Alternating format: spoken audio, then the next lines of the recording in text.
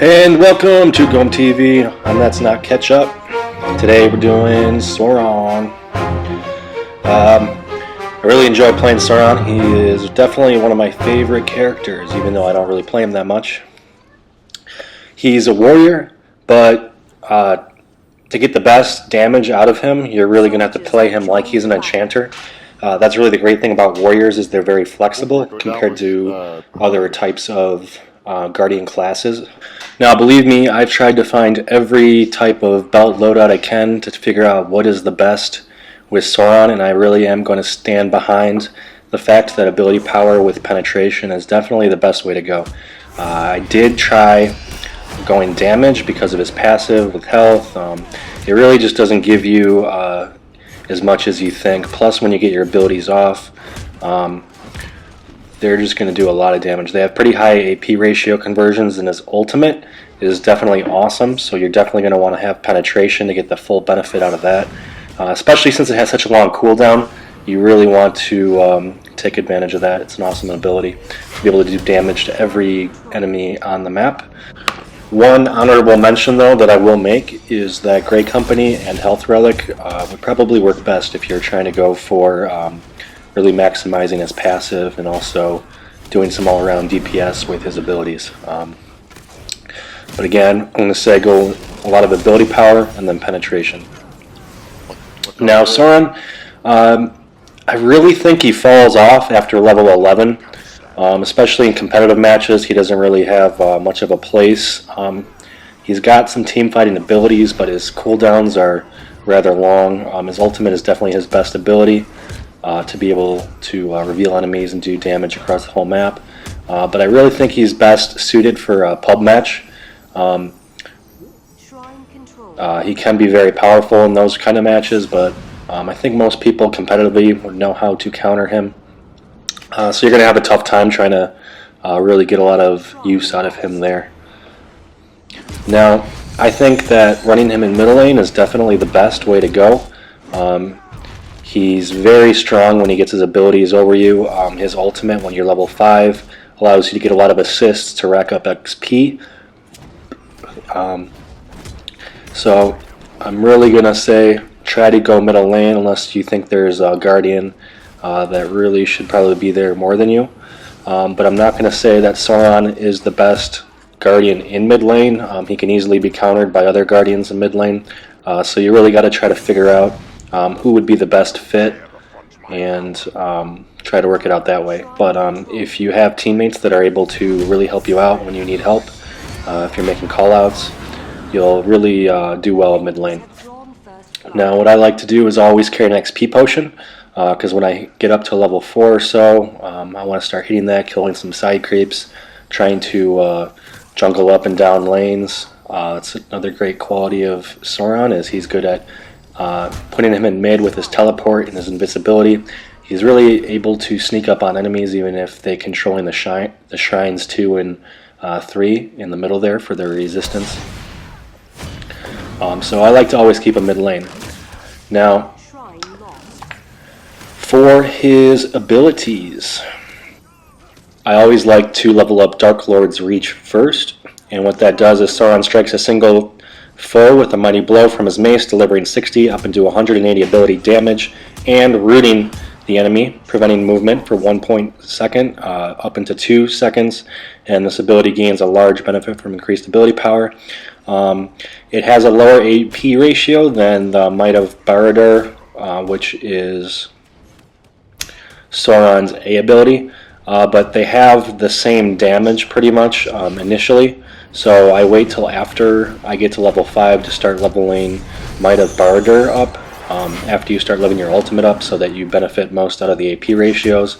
But I always do Dark Lord's Reach first. I like the added root. If anybody is very aggressive and you can hold them under the tower, hold them there longer. When you're ganking, it allows you to hold enemies still for your teammates longer, and it goes good with your Might of Barad-dûr, your A ability, because it takes a second to properly position yourself and be able to use that move.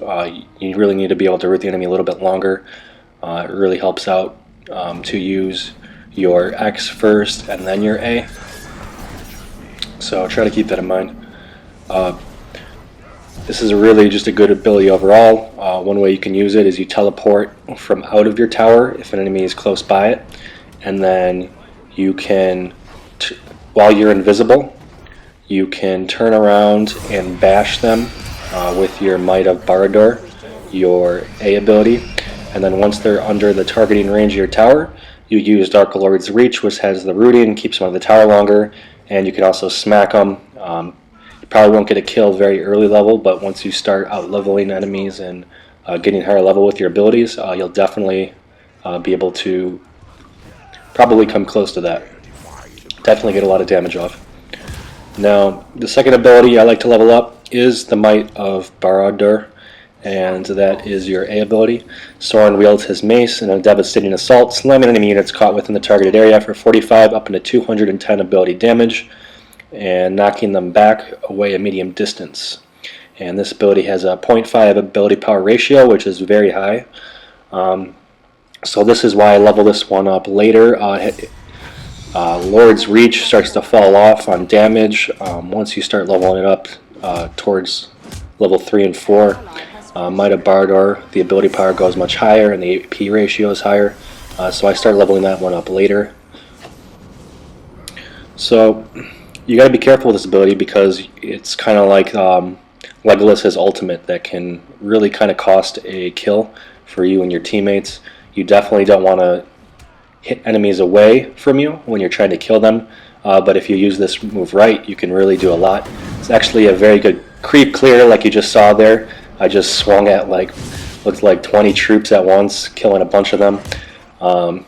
Especially when you level this higher and have more ability power, this is gonna kill them all in just one hit, which is very nice. So Sauron's really a good guardian for knocking enemies out of their towers if they're kind of on the edge. And he's also good at knocking enemies into your tower and then rooting them. That's a tactic you always should keep in mind. You just got to be careful about knowing who you can really do it to. It'd be hard against a golem because they can just escape. It would be hard against an Uglab because they can escape. But it's really good against really squishy characters or overly aggressive players. Sauron's a good counter for that. Now, the next ability that you're going to want to level up is definitely when you're level 5, always level up to Lidless Eye. That's Sauron's best move, kind of his signature, and does a lot of damage, reveals enemies across the map. No one can hide from the Dark Lord. He bends his will to search. Sauron wields the ability to reveal all enemy guardians on the map for 5 seconds, and his Searing Vision causes 30 up into 75 ability damage per second for 5 seconds. To all revealed guardians, once the effect ends, all enemy guardians have fear, causing the victims to move uncontrollably. Apply to them for 1 second.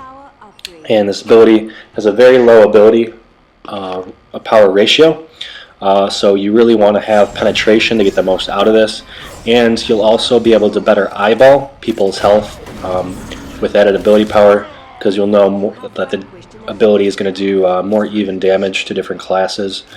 So I try to shoot for 40 ability penetration. I think that works really well because it pretty much brings down tacticians and enchanters to about the ability resistance of a striker, which has the lowest. So I like to do that because then I can look at the health bar on the right when I'm looking at my enemies, and I can kind of get a better guess for when I should hit it off, because you don't want to really spam this ability. That's very important. You really want to make sure you get the kill. It's not always going to be easy because enemies will have health potions when they know they're about to die, or they might have a shield they can pop. So you won't always be able to get it off in the situation, but when you do, it can be a very dirty move. I've one time gotten all 5 kills. It's just really that dirty. Now, after leveling up the Lidless Eye, that's when I switch to leveling up Might of Barad-dûr first, and then the Dark Lord's Reach after that. But the last move I always prioritize is Shadow's Walk, and what that does is gives Sauron shrouding himself in the shadows. Sauron is able to teleport instantaneously, moving in a location within medium range. He also gains stealth for 3 up into 6 seconds to hide from enemies' eyes while not attacking, and this ability, no ability power, helps out. this ability. This is really good. It's kind of like Legolas's ability, his teleport, except that this one doesn't give you any increased movement speed, but the timer for which you're invisible is equal to Bilbo. So it's really an awesome ability. It's got a 20-second cooldown about, so you really want to use this right. I always use it to engage enemies, but if you have it active, it's always good for an escape. And the real way you should really be using this ability is if you are in middle and you want to jungle up and down lanes to try to help your teammates out to get a kill or tower dive. You simply go, starting from the middle bushes either side, you teleport, and while you're invisible you can move past shrines that are already controlled by enemies or your own, and you'll be invisible. And then you can wait in their bush, and when the timing's right and you're talking with your teammates, you can go in for the gank and try to get that kill. That's really the best way you want to do it. In team fights, what I like to do is I initiate, I switch it up, but I like to initiate with my ultimate. It really freaks people out in the group when you're starting to get hit by Sauron's ultimate. It's like, wait, let's back off. Let's heal up a little bit before we go running into them. We're already taking a ton of damage. So usually I hit the ultimate, and then I teleport, and then I blast them, kind of do a disruption in their groups, usually towards us. Really screws them up, and then I usually use my root and then get out of there. Once you have your burst damages with Sauron, you really want to get out of there. You do want to try to clean up best as you can, but it's pretty difficult. Now, the other way I like to do it is I always teleport, and then I usually use my Might of Bardur, because it's probably best in general to get that ability out of the way, so you don't find yourself knocking the enemy away from you, trying to finish off a kill. So I hit that one up first after teleporting, and then I do Dark Lord's Reach to root him in place for an extended time. And you really got to make sure with Sauron's passive that you make a basic attack in between each move to really maximize your damage output. What Sauron's passive is, it's called Corruption, and the Will of the Dark Lord is great. And following the use of an ability, he adds 7% of his maximum health as extra basic damage on his next attack. So with the belt I'm going to give you, his max health will be around 12,027, if that calculation's right. So 1227 times 0.07. It's going to boost his basic attack by about 86 damage, which is very, very huge. So he'll be about doing as much damage as a striker. So you really want to use an ability, make one basic attack, use another ability, then make another basic attack. That's really the way you're supposed to play Sauron. And then remember, you don't want to just spam your ultimates. Really try to plan it out. It's got a long cooldown, about 75 seconds. With my loadout, it's a little bit less than that.